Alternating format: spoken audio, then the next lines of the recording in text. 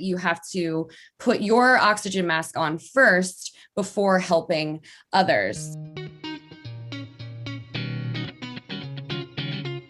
This is the Begin Within podcast, where we believe real, lasting health and fitness requires you to start inside before you work out. I'm your host, Nate Slegger, and I'm here to show you behind the scenes of fitness. You already know exercise is good for you, but what about all the other things in life that affect your fitness? If you're looking for extra motivation to get started or to make sure you keep going, this is the place for you.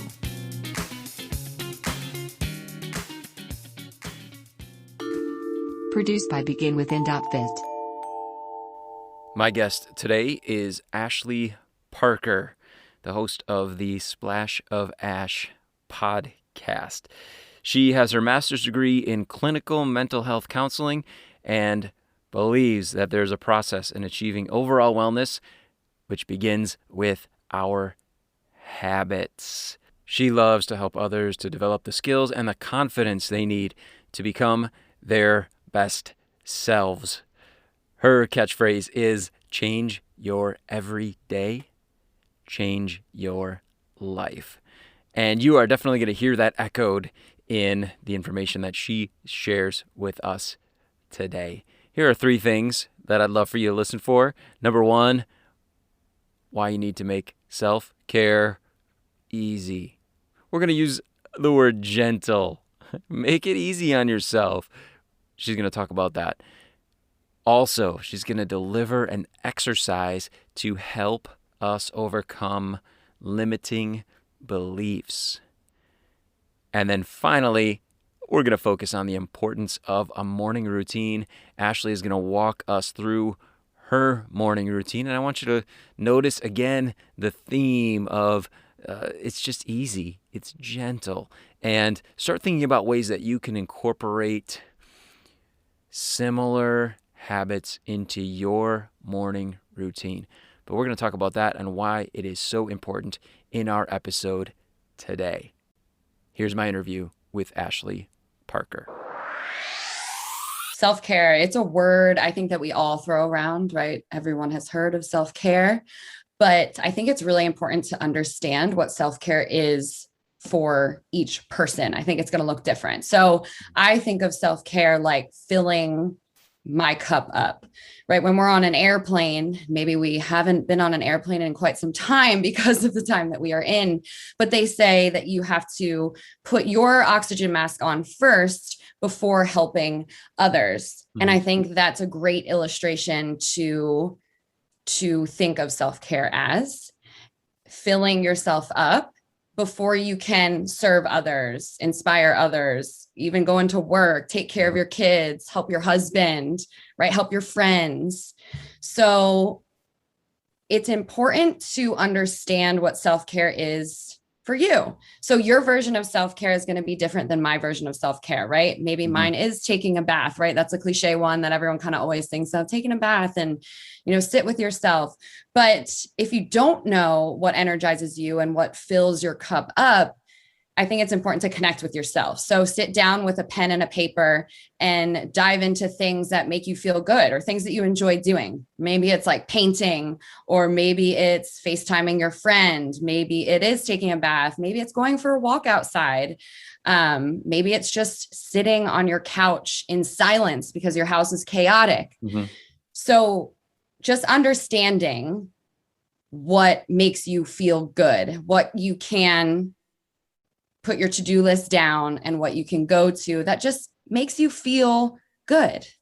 Okay. Yeah. I'm kind of smiling because a lot of us, like in the fitness world and the clients that we work with, we think about self-care in terms of like, obviously taking care of yourself, but it's still a very like rigid process, like working out, eating vegetables. I'm going to make myself eat healthier. And then I'm going to take care of myself. But the things I hear you talking about are a little bit more like gentle. I feel like. Yeah. So outside of those things, right? Yeah. So things, and you said that phrase, fill your cup up. What are, I guess you threw out some ideas, but other things that clients you've worked with or things you've come across that stand out as ways that busy people with kids and a ton on their plate can do to just kind of like get a few minutes of things that would fill them up. Yes. Some people literally just like to go into their room, shut their door and just sit in silence. That might be for somebody who is in a house with, kids everywhere and it's busy and it's crazy. Just like turn it all off. Put your phone in another room, put your computer in another room, right? We all have technology with us all the time. Any of those little distractions that you feel like you'll, pull you away from your time to just sit even for 5 minutes by yourself in silence, don't let it even be in your presence. Okay. I do this after a busy day at work. I work at Orange Theory, so I know, your crew is fitness oriented. So I work across the street at Orange Theory right now, and it is busy right now. And sometimes when I leave work, sitting at my computer, calling people, welcoming members, I just feel like I'm chaotic, right? I'm leaving work and I'm like, oh my gosh, I come into my room and I sit in darkness and just like breathe, just hang out, check in with myself. Like, dang, I'm really sore from yesterday's workout. Might need a glass of water, right? Just check in. And it can be 5 minutes, no technology, turn it all off and just sit with yourself. I think that's a really, really helpful one. And it doesn't have to be 30 minutes or 45 minutes. I think that's another big point about self-care. It doesn't have to be a huge part of your day, but just making it intentional when you are engaging in something that, is just calming you down. Yeah. And I think so. What I've heard a lot, and probably you have too, is that I don't have time to do it, or I feel like it's selfish. How would you kind of respond to that? That is a load of crap. You cannot go about your day to day, right? So let's think about moving your body, right? We're here. I'm a huge advocate for moving my body every single day, eating foods that bless my body and that make me feel good. But it is impossible to show up and do that every single day without engaging in self-care. Some people might use moving their body as a form of self-care, but there has to be another way that we can just connect with ourselves and just sit with ourselves and be with ourselves. I get it. Time is crazy, like busy. We're back at school now. I get it. But I also know that we spend a lot of time scrolling on social media. We spend a lot of time in our email inbox. We spend a lot of time like just watching Netflix, right? We spend a lot of time doing things that actually aren't doing anything good for us. So if we could spend a little bit less time on our phones or doing things that aren't making us, feel good or aren't doing anything to lift ourselves up or get us to that better version of ourselves that we're so striving for, that will be some of our time that we can use for self-care. Yeah. Yeah. I hear you talking about, there's definitely areas of our life that are spoken for, but when we do have a choice about what we're going to focus attention on, how's it leaving us feeling? Absolutely. I think one of the kind of little nuggets I picked out of that. Like, am I feeling full? Am I feeling better? Or did I just fill some space with really nothing good for me? I love what you're saying, because we choose how we show up every single day, right? We choose how we spend our time. And I think that we give up a lot of our control to our schedule, right? Our schedule really runs us. We don't run our schedule. So I think it's a great time to reflect on that and choose to run our day, choose to own our day, and spend a little bit more time doing the things that will make us better, that will help us grow, that will help us to feel the way that we want to feel. Nice. Can we switch gears a little and talk about limiting beliefs? Let's do it. I feel like we're kind of going there anyway, but like what are limiting beliefs?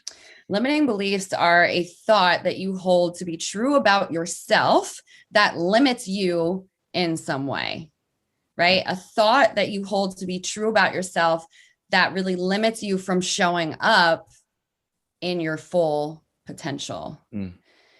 So limiting beliefs show up every day, all the time, right? Our mind is constantly going. And I like to kind of think of this little activity because it really pulls out all the limiting beliefs that we have. If you sit in silence in your room and think about what you want for your life in 5 years from now, what you envision your best, most magnificent life to look like in 5 years from this very moment, let your head run wild. You will, while you're doing that, have thoughts that come up that go, oh, I probably can't do that, right? Like, oh, I want that thing, or I want this for my career. You will have thoughts creep up that tell you you can't. Your sister can, but you can't. Your dad can, but you can't, right? So those are limiting beliefs. It can be as simple as being on the treadmill and feeling tired, feeling gassed out, knowing you can give a little more, but just like, well, no, probably, not today. Like all of those are limiting beliefs. Okay. There is a statistic that I absolutely love about limiting beliefs and how they show up. And I wrote it down so I could nail it just for this episode here. When your mind and your body are tired and they want to give up, right? You want to give up. You're actually only at 40% of what you're truly capable of. And every time I say it or read it and write it and share it, it blows my mind. And it's also a little bit scary to me because if we're all sitting here just living our lives at that 40% max, if we could tap into the 60% that we are missing out on because we're letting our limiting beliefs and our fears and our excuses get in the way, what could our lives look like? Right. Yeah. If we could bump it up on the tread a little bit more to tap into that, or put a little bit more weights on, what could that look like for us? Where could that take us? Yeah. Wow. That's really cool to think about. Because I think we're so often thinking about how can I expand the 100%? How can I, get stronger, down the line, or get healthier, a better version of myself when, like you're saying, like the version you are now, there's still potential right Always. there. Huh. Wow. And it's in the little things that we do too, right? Like I said, envision yourself in 5 years from now, but what can we do today to tap into that 60%? What would get us to that next level? Is it waking up 10 minutes earlier to go move your body, right? Just that 10 minutes gives you a little bit extra time. It's the little choices that we make every single day that are actually going to get us to where we want to go and who we want to be, really. Yeah. So when it comes to limiting beliefs, kind of doing that exercise that you mentioned, and those beliefs, at least you start to identify them. What do you feel like is the value in starting to notice them, like calling them out, like, oh, there's one. Like, what's the next move maybe? Self-awareness. So, I hear you saying self-awareness, right? The first step, becoming aware of all of the awful, negative thoughts that we have about ourselves every day that stop us. And then making that a reoccurring, consistent habit. So if we do that activity right, and then we're like, oh wow, like, I do have a lot of things that come up, but how do they show up every single day in our lives, I think is the next really important step, because then we're really going to notice that they are stopping us in more than one instance, right? We can think about our life in 5 years from now, but how are our limiting beliefs stopping us from showing up right now? So I think making it a consistent thing to be more self-aware of how we are talking to ourselves, and then how do we flip the script? How do we shift the narrative that is playing out? Mm-hmm. Self-talk, positive self-talk. It probably sounds like positive, right? She's talking about self-talk. I get it. Yes. But the words that we choose with ourselves is really, really important. Yeah. And what I like to do is on my phone screen, I always have like a phrase, a mantra, an affirmation, because how many times a day do we look at our phones? Mine says, believe in yourself. And then my actual background is be happy, but it actually works in our subconscious. So if we are constantly seeing positive phrases, positive mantras, positive affirmations, I'm telling you right now, science backed, this will begin to become your default setting when your limiting beliefs and that negative mindset show up. Instead of, gosh, I really stink at this, or my card, like I'm so bad at running, it will be, you know what? Like, I'm going to be okay, right? Like I am strong, like I can do this. Yeah. It will begin to flip the script a little bit more. So make it easy for yourself. Put it as your phone screen background, right? Like I am awesome. I have a whiteboard in my kitchen too, where I put phrases up there every week and every month, because how many times a day do we go into our kitchen, right? And you see those positive words telling you right now, it will change the game for you. Nice. Cool. So just like becoming aware of limiting beliefs allows you, like you said, you can flip the script. Once you know about them, you kind of catch them. Absolutely. Then you can choose to listen or to say something else. But absolutely, until you become aware, you're just kind of being manipulated maybe by those beliefs that are holding you back. Yeah, you're being stuck. You're being held back 100%. And we don't want that. We're done being held back. It's time to step into, what you're truly capable of. Right. Yeah. That's why we're here. Absolutely. Yeah. Oh, cool. A final question for you. Yes. If this conversation, and you gave an exercise already, maybe that's already the best answer. If this conversation for somebody is just like, whoa, like this is all new to me. My question is, what should they do first? Like, what would be what might be the best step for them to take from this conversation? I am a huge believer in a morning routine. Okay. I believe fully that if you have a morning routine, you're able to step into your day that much more like ready to take on your day. I have a morning routine that I have done and I love, and it's my favorite thing, and it really sets me up. So I'll share it with you. Sure. My alarm clock goes off. I make coffee. Like I have to right away. Just like I go right to my Nespresso machine, and it already, like that thing, my Nespresso machine already, it makes me excited to get out of bed. That's how much I love my coffee. And I'm hoping that somebody out there can relate to me when I say this. Yeah. Okay. There we go. So I make my coffee and then I practice gratitude.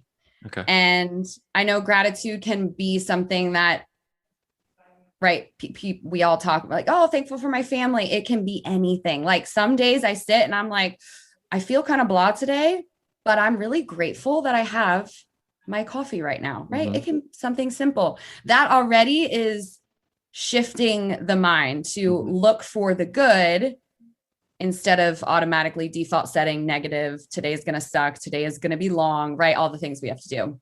I then make my bed. Okay. If there is nothing else that gets done during the day, at least I made my bed, right? We all have days that we just feel like we can't get anything done. Nothing does get done. I get it. I know how you feel, but at least I made my bed. Not only does it help me to then go on and actually want to tackle more things, like I'm starting my day with some productivity, even though it is just making your bed, but it also makes you walk by I think your space holds energy, your space. It's important to take care of your environment that you're in. So when I walk by my room and my bed's made, it also makes me happy. Yeah. So make your bed. And then the last thing that I do is my skincare routine, just something in the morning to kind of wake you up. This is also a part of my self-care routine. I love to wash off, if I had a crappy night's sleep, I'm just washing it off. I'm ready to start my day and I'm ready to step in.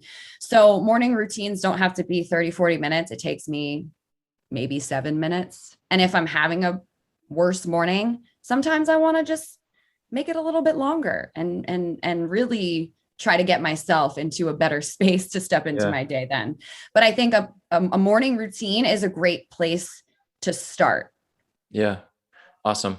Yeah. And I think that we've talked about morning routine on the show too. And the one that I heard you describe it reminds me like that kind of where we started with that. It's very gentle. Like this is easy, Yes. It's like, oh, I get up and then I journal for 15 minutes and then I go work out for an hour. And then I, like just a few minutes of putting some intention into how you're starting the day out. Exactly. Easy, gentle, cool. And having grace with yourself too, right? Like I love that word gentle. It's also grace. If you can't move, tomorrow's a new day. We can choose to do better tomorrow.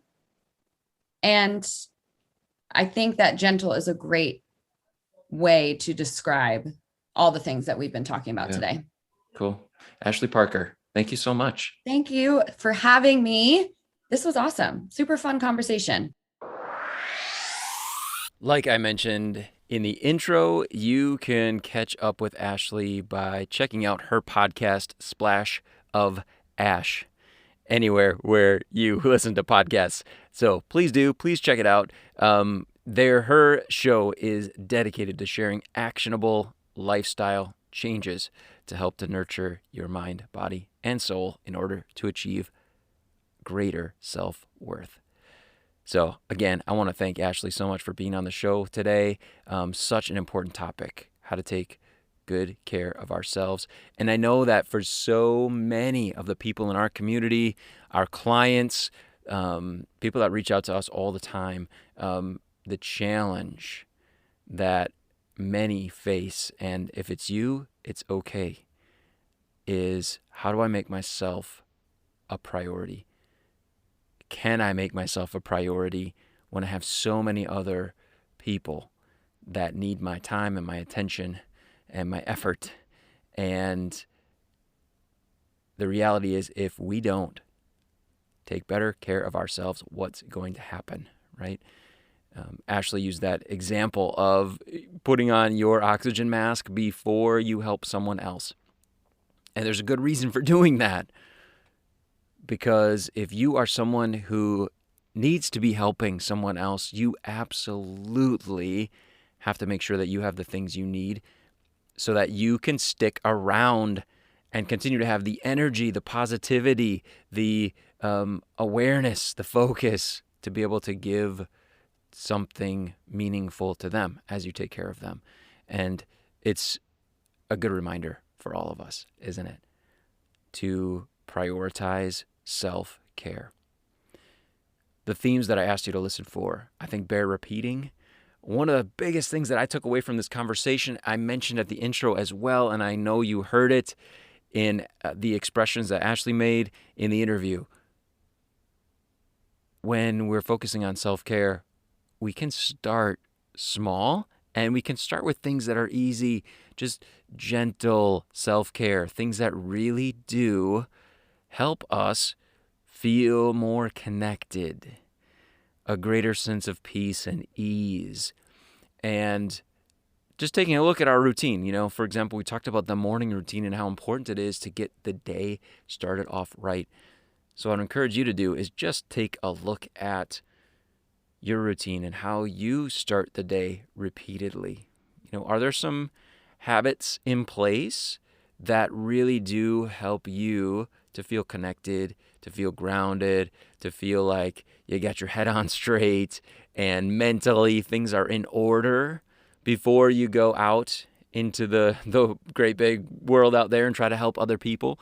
And if you feel like you're wearing out, you're wearing down, maybe that's a good place to give some attention is to that morning routine when you still have some control over your day, even if you have to get up a little bit earlier, just a few minutes earlier, in order to add maybe one new self-care habit in to help to fill your cup up before you get out there and you go and start taking care of the people who depend on you. Thanks so much for joining me here today. I appreciate your time and your attention so much, and I hope that being able to listen to this podcast is just one little thing in your weekly routine that helps you to take better care of yourself. I'm so happy to connect with you. If there's anything else I can do to support you, please feel free to reach out to me, Nate at beginwithin.fit. If you are tired of feeling frustrated and disappointed with fitness and you're ready to get on the path to being the healthy person you want to be, just go to beginwithin.fit and click the Join Our Challenge button. We can't wait to support you in your fitness journey and help you to get the results you deserve.